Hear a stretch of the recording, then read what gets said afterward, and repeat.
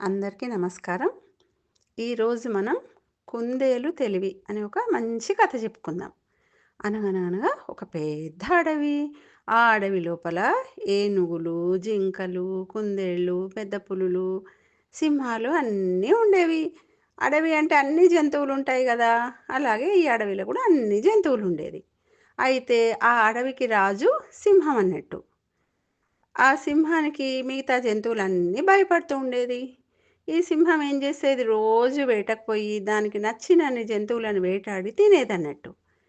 ఇట్లా కొన్ని ఏళ్ళు గడిచిపోయింది. గడిచిపోయిన తర్వాత ఈ సింహం కొంచెం పెద్దదైపోయింది. దానికి వేటాడే శక్తి తగ్గింది. అప్పుడు అది ఒక ఆలోచన చేస్తదన్నట్టు. రోజు నేను వేటాడి తెచ్చుకునే బదులు వీటినే నా దగ్గరికి రమ్మంటే మంచిగుంటది గదా! అని ఆలోచన చేస్తది. చేసి అన్నిటిని ఒకరోజు సమావేశపరుస్తదన్నట్టు. ఆ జంతువులన్నిటిని. సమావేశపరిచి చెప్తది. నేను పెద్దదాన్ని అయిపోతున్నాను. నాకు ఇదివరకటి లెక్క శక్తి లేదు. అందుకని చెప్పి నేను వేటాడలేను. కాబట్టి మీరే నా దగ్గరికి రోజొక జంతువుని పంపియాలి. పంపిస్తే నేను తింటాను. ఆ రోజు తిని నేను విశ్రాంతి తీసుకుంటాను అని చెప్తదన్నట్టు. ఈ సింహం రాజు చెప్పిన మాటకు ఎదురు జవాబు చెప్పే ధైర్యం ఎవరికీ లేదన్నట్టు. అన్ని జంతువులు కూడా సరే మహారాజా మీరు చెప్పినట్టే మేము రోజు ఒక జంతువుని పంపిస్తాము అని చెప్పేసి తలలూపుతాయి. అప్పుడు సింహం ఏం చేస్తుంది? ఒక్కొక్క జంతువుకు ఒక్కొక్క నెంబర్ చెప్తుంది అన్నట్టు. ఈరోజు ఇది రావాలి, ఈరోజు ఇది రావాలి, రోజు ఒకటి అన్నట్టు. ఒకటో రోజుకి ఇది రావాలి, రెండో రోజు అది రావాలి అని చెప్తుంది. అన్నిటికీ పాపం ఈ జంతువులన్నీ తలలూపుతాయి అన్నట్టు. తలలూపి వెళ్ళిపోతాయి. ఈ సింహం మాత్రం హాయిగా నిశ్చింతగా గుహలో పడుకుంటుంది. ఇక తెల్లారి నుండి రోజొక జంతువు ఇవాళ మొదటి రోజు కదా! మొదటి రోజు ఏ జంతువుకు వచ్చిందో, ఆ జంతువు వచ్చి పాపం ఈ సింహానికి ఆహారంగా అయితుంటదన్నట్టు. రెండో రోజు ఒక జంతువు, ఇట్లా మూడో రోజు ఒక జంతువు, రోజొక జంతువు వచ్చి ఈ సింహానికి ఆహారం అయితుంటది. ఇట్లా కొన్ని రోజులు గడిచిన తర్వాత, ఒక వారం, 15 రోజులు గడిచిన తర్వాత, ఒకరోజు ఒక కుందేలుకు తన వంతు వస్తదన్నట్టు. రాగానే ఆ కుందేలుకు చిన్న చిన్న పిల్లలుంటాయి. పాపం చాలా బాధపడుతుంటది ఆ కుందేలు. అయ్యో! ఇవాళ నా వంతు వచ్చింది. నేను సింహానికి ఆహారంగా పోతే నా పిల్లలు ఎలానేమో అని బాధపడుతుంటది. బాధపడుతుంటే ఆ కుందేలుకు చిన్న పిల్లలున్నాయి గదా! దాంట్లో ఒక పిల్ల చాలా తెలివిగలది. అప్పుడు ఆ పిల్ల అంటది కుందేలు పిల్ల, "అమ్మ నువ్వు భయపడకు. నేను ఈ గండం నుండి నిన్ను ఎట్లైనా తప్పిస్తాను నేను. చూడు" అంటే, "నువ్వెట్లా తప్పిస్తావమ్మా? ఎందుకంటే అదేమో రాజు, సింహము మనల్ని చూడగానే మీద పడి తినేస్తది.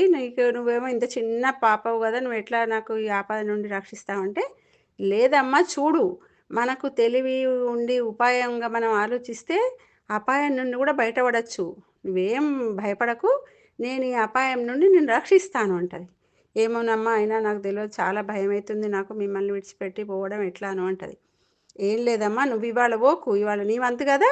నువ్వు పోకు. దాని బదులు నేను పోతా అని చెప్తదన్నట్టు. అనంగానే "నువ్వు పోతావా? అమ్మో! నిన్ను చూస్తే ఇంకా ఏమన్నా ఉన్నదంటే" "ఏం గాదు. నువ్వేం భయపడకు. నేను పోతాను" అని చెప్తదన్నట్టు. అప్పుడేం చేస్తది? మెల్లగా ఈ కుందేలు పిల్ల నేను పోతానని వాళ్ళ అమ్మకి చెప్పి, వాళ్ళ అమ్మ వద్దంటున్నా వినకుండా మెల్లగా ఆ సింహం గుహ దగ్గరికి మెల్లమెల్లగా పోతుంటదన్నట్టు. మామూలుగా అయితే అదొక సమయం పెడతది సింహం. ఈ టైంకే రావాలి మీరు అని. కానీ ఈ కుందేలు పిల్ల ఏం చేస్తది? ఆ టైంకి పోదు. ఇంకా మెల్లగా ఆలస్యంగా పోతదన్నట్టు. ఒక 2, 3 గంటలు ఆలస్యంగా పోతది. పోతుంటే అక్కడికి పోతది సింహం ముందరికి, గుహకు. పోంగానే ఆ సింహం అప్పటికే దానికి ఆకలయిపోతుంటది. రోజు టైం అయిపోయింది గదా! విపరీతమైన ఆకలితో ఉంటది. ఈ చిన్న కుందేలు పిల్లని చూస్తది. "ఎవరు నువ్వు?" అనంగానే, "నేను కుందేలును" అంటే, "ఇవాళ నీ వంతా?" అంటే, "ఇవాళ మా అమ్మ వంతు గానీ, మా అమ్మకు ఆరోగ్యం బాలేదు. ఇంట్లోనే పడుకున్నది రాలేకపోయింది. అందుకని నేను వచ్చాను" అని జెప్తది. "అవునా! సరే మరైతే వచ్చావు గానీ ఇంత లేట్ ఎందుకు జేశావు? మొదలే రావాలి గదా టైంకు" అనంటది. "నిజమే మీరన్నట్టు నేను టైంకే వస్తుంటి. కానీ దారిలో నాకు ఒక పెద్ద సింహం గనిపించింది. మీలాంటి సింహమే. నన్ను రానీయకుండా అడ్డుపడింది" అని చెప్తదన్నట్టు. రానీయకుండా అడ్డుపడిందా? ఎవరది అనంగానే, "అవును సేమ్ మీలాగానే ఉన్నది మహారాజా. అయితే నేను మా రాజు దగ్గరికి పోతున్నాను" అంటే, "రాజెవరు? ఈ అడవికి మొత్తానికి నేనే రాజును" అని నాతో వాదిచ్చింది. ఆ సింహాన్ని ఒప్పించి వచ్చేసరికి నాకు ఇంత సేపు పట్టింది అని అంటది. అనంగానే అప్పటికే చాలా ఆకలితో ఉన్నది గదా సింహము. ఈ కుందేలు మాట వినేసరికి విపరీతమైన కోపం వచ్చిందన్నట్టు. వచ్చేసి ఎక్కడ ఉన్నదా సింహం అంటే, ఇగో ఇక్కడే మన దారిలో కొలను ఉన్నది కదా మహారాజా, ఆ కొలను పక్కన ఒక పాత బావి ఉన్నది, ఆ బావిలో దాక్కున్నది అది అని చెప్తా అన్నట్టు.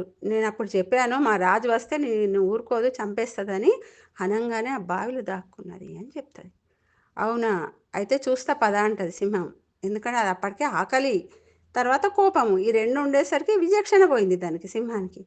చూపిస్తావా నాకు అని అంటది. అంటే నేను చూపిస్తా మహారాజా మీకు, రండి అంటది వినయంగా, ఏం తెలియనట్టు.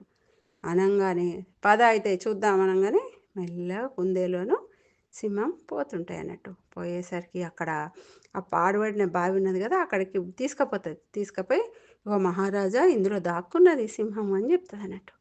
విపరీతమైన కోపంతో ఉన్నది కదా సింహము, అది తొంగి చూస్తుంది అన్నట్టు. చూసేసరికి ఆ నీళ్ళల్లో ప్రతిబింబంగా అనిపిస్తుంది. ఇది కోపంతో ఉండేసరికి దీనికి విచక్షణ పోయింది కదా, అందులో నీళ్ళల్లో తొంగి చూసేసరికి ఇంకొక సింహంగా అనిపిస్తుంది. కనిపించేసరికి కుందేలు చెప్పింది నిజమే, నీళ్ళల్లో ఇంకో సింహం ఉన్నది. ఈ రా ఈ అడవి మొత్తానికి నేనే రాజును కదా, ఇంకొక సింహం ఎక్కడి నుండి వచ్చింది రాజు అని అనుకొని విపరీతమైన కోపంతో బాగా అరుస్తుంది అన్నట్టు అది సింహం. అరిచేసరికి ఆ బావిలోకి తొంగి చూసి అరిచేసరికి ప్రతిధ్వనిస్తుంది ఆ బావిలో దీని అరిపే. అది కూడా అరిచినట్టు వినిపిస్తుంది అన్నట్టు. బావిలో ఉన్న సింహం కూడా గర్జించినట్టు వినిపిస్తుంది సింహానికి. వినిపించేసరికి ఇంకా కోపం ఎక్కువవుతుంది. నేను అరుస్తే నువ్వు కూడా అరుస్తావా, ఉండు నీ పని చెప్తానని చెప్పేసి సింహము గబుక్కున ఆయనతో బావిలోకి దుంకుతుంది, ఆ బావిలో ఉన్న సింహాన్ని చంపుదామని. దుంకేసరికి ఏమవుతుంది, నీళ్ళల్లో మునిగిపోతుంది. నిజంగా నీళ్ళల్లో సింహం లేదు కదా, కుందేలు తెలివిగా దాన్ని సింహాన్ని ఇరికిచ్చింది, అక్కడ ఉన్నది అని చెప్పింది. చెప్పేసరికి ఇది కోపము ఆకలితో ఉండేసరికి విచక్షణ కోల్పోయి ఆ బావిలో సింహం ఉన్నది అనుకొని దుంకింది అన్నట్టు. దుంకి ప్రాణాలు పోతాయి అన్నట్టు ఆ సింహంవి. అమ్మయ్య కుందేలు బతుకు జీవుడు అనుకుంటూ బయటపడుతుంది. బయటపడి అప్పుడు అందరినీ జంతువులందరినీ పిలుస్తుంది. పిలిచిగా చూసారా, ఇవాళతో సింహం పీడ పోయింది మనకు, హాయిగా మనం ఈ అడవిలో తిరగచ్చు, మనకే భయం లేదు అని చెప్తుంది అన్నట్టు.